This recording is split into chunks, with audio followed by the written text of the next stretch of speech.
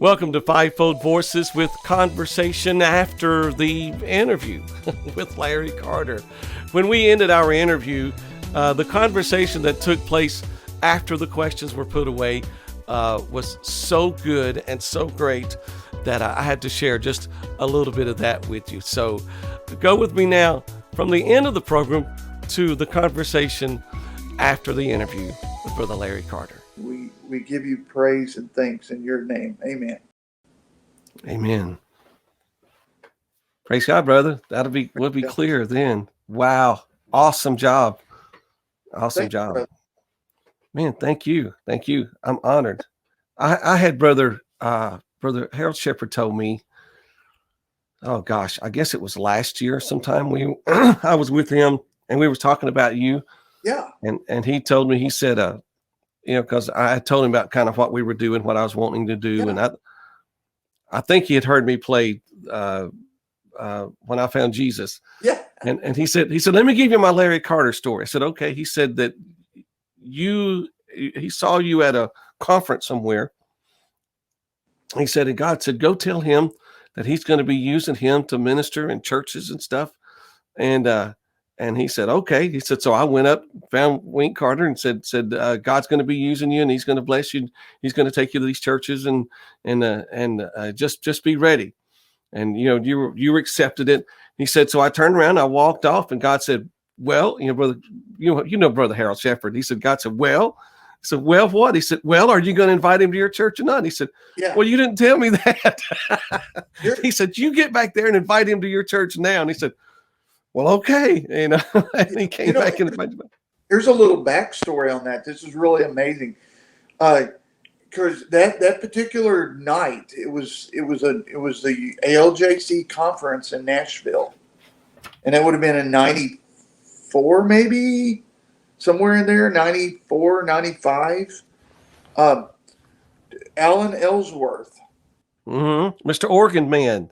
Yes, he called me and said, listen, would you want to come by? And I was in South Carolina. He said, would you want to come by and play at pre-service? And I know what pre-service is. No one's there and they're all talking. Yeah. And I said, yeah, we were in an old motorhome that had it was using a quart of oil every 50 miles. I'm serious. It really. No, I know. And we pulled in there.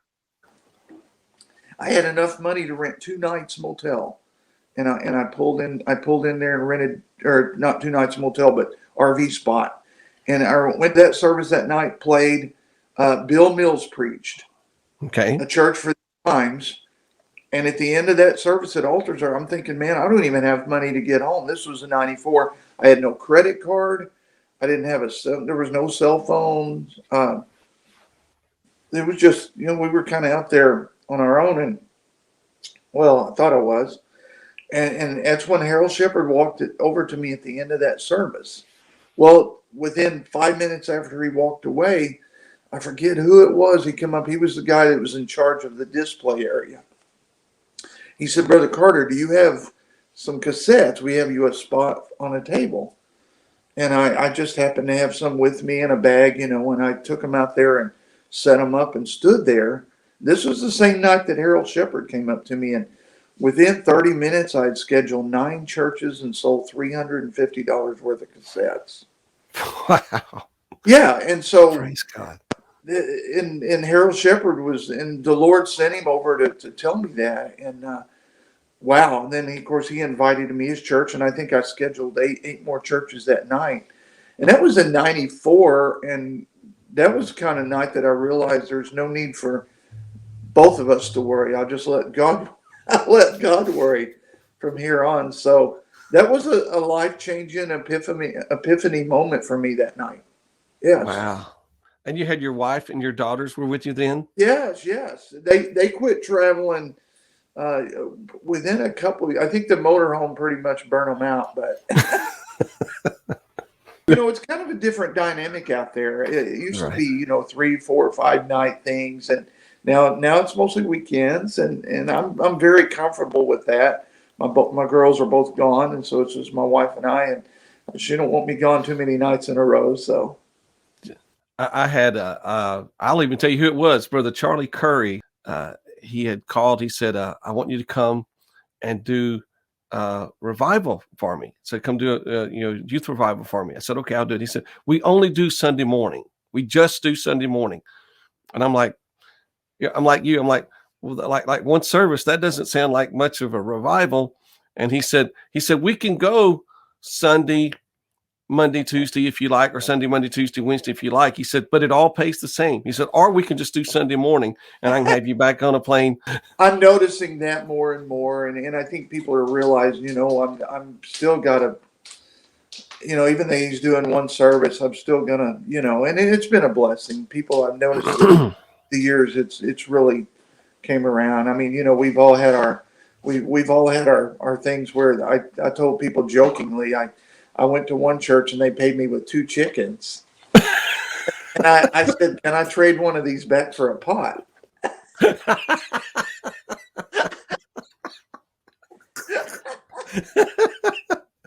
Got to have something to cook the chicken in. Have something to cook the chicken in.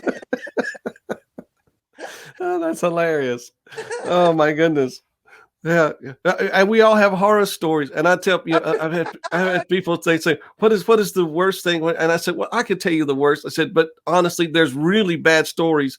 But for every bad story, I've got 20 good ones. So That's exactly right. Yeah, that's exactly right. And I've noticed though the last few years, and obviously if you become more visible in terms of, people feel like I think that I'm on a level where I'm more known, and they probably take better care of you. But there was some, or I thought that when I left the Magruders, it would the first couple 3 years, it didn't translate as good as I thought it would for whatever reason. I was kind of out of sight, out of mind, I think. right. But it was just one of those things that you're with the Magruders and you're doing 2,000 seat auditoriums, and then you're doing churches of 15 people. But I realize now that God was saying, you know what, you get in there and learn how to minister, and I'll raise you up. Yeah, it But brings the excitement level way down. it does. It's funny though. I was at a church in Pueblo, Colorado, a few months ago, and the pastor was Paul Elder was getting ready to introduce me, and he goes, "How many remember the Magruders?" And he was going to set me up, and I don't even know if maybe one hand was raised Yeah. out of 150 people, and it occurred to me that what, I'm maybe no longer riding on that reputation of the Magruder's guitar player as much as I was years ago. Because Yeah. there's people that don't really know who they are Well, anymore. I'm pastor in Joplin, and I'll ask people. I said, you remember the Hensons whenever they did such and such song, and there's a stare that goes, and I'm like, Oh yeah, blank no, stare. They're going, and no, I'm like, no, the Hensons, Kenny yeah, Henson. They're like, I don't who? guess I know. I'm like, And God forbid if you mention the Rambos, oh yeah. which I grew up with, Yeah, and people are like, well, I've seen the Rambo movies. No, not No, Sylvester no, I know Stallone. exactly. Yeah, Oh my goodness. so yeah, it's amazing because I've been gone almost 30 years from them, and but I I'm do gonna, think that I think there was a 4 year time in my life that helped launch what I have. I thank God for that. So okay, you got to tell me what is something crazy? What's a funny story? One night you're with the Magruders and something happens, and it's just it's something funny, something crazy that happened. uh oh, so the most I've ever seen Brother Magruder laugh. I mean, period, ever is we're we're pulled into this truck stop somewhere in it was probably east of Knoxville somewhere, maybe. It seems like maybe on 40, and there's a couple of things, but this one, it it was really late at night. We were all tired, and we look over and there's this old cube van uh, that was kind of off in the weeds growing up around it. All the tires were flat, and it said Paul's Road Service. And for some reason, it struck Brother Magruder. It struck him so funny because here this is. Can you call this number? And Paul, is he going to come? No, because this van is totally flat tires and just the and another thing that I remember him saying was uh, we had a number one song with Going Home with Jesus, and we're sitting on the bus and we're broke down on an overpass. And he said, "Well, boys," he said, "50 cents and a number one song will get you a cup of coffee right now." And I thought that was funny. There's so many great things that happen. Me and Stan Cook, we used to act like we were, and all the guys on the bus, we would act like we were professional wrestlers. The kind that jumps on each other. And Stan would he had this thing to where he would always act like he was going to fall on you, and which would have been brutal. Yeah, if Stan Cook falls on you. Yeah, he would always act like he was going, and Stan would. We'd be on an elevator that was 20 stories high or whatever, and Stan would jump up and down. Yeah. That would always make people nervous. Yeah, because the whole thing is going to shake. Yeah. Yeah. He had no qualms about just jumping up and down. Everybody, please don't do that. But we were at NAYC a couple of years ago. I guess when it was in St. Louis, my phone goes off and it's Stan Cook.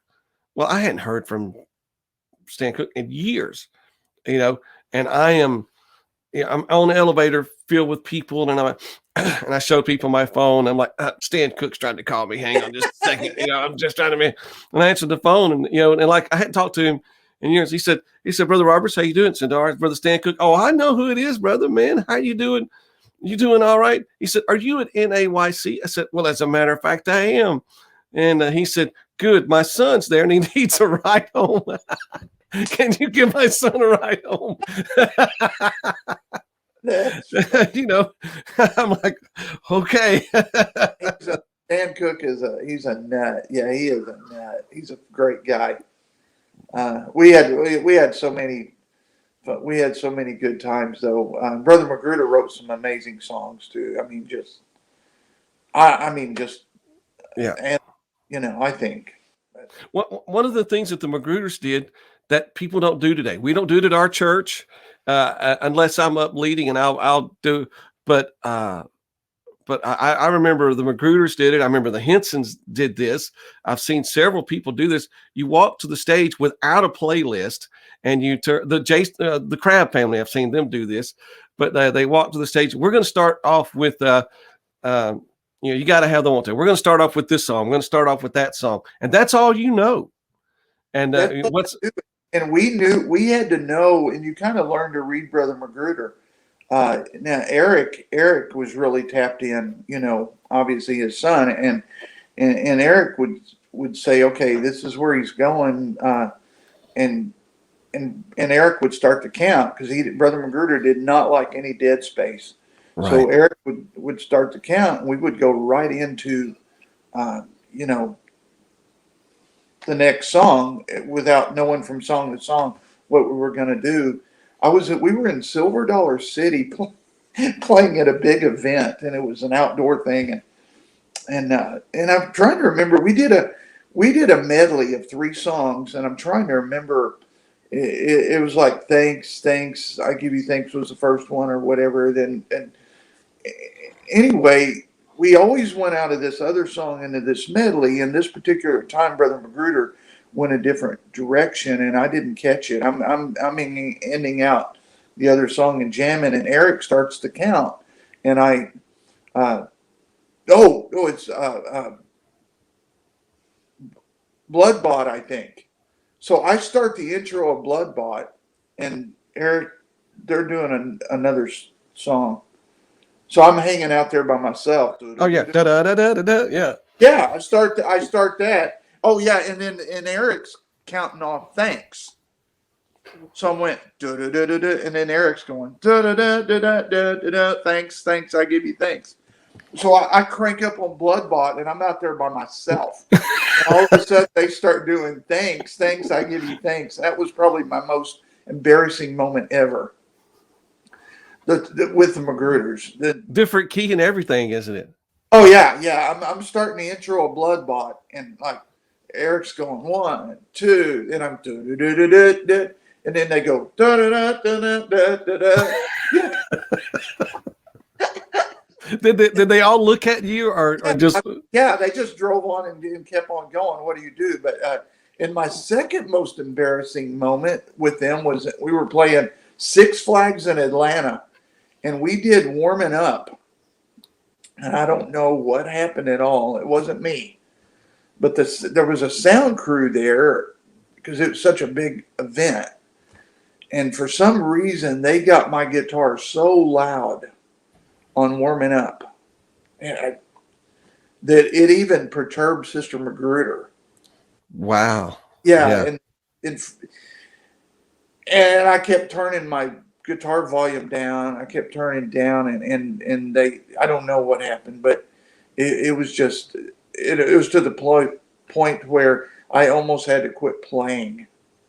So I still don't know to this day what had happened, but it was insane. I don't know if the sound man was just trying to push me up, and so that was kind of an embarrassing situation, which wasn't really my fault.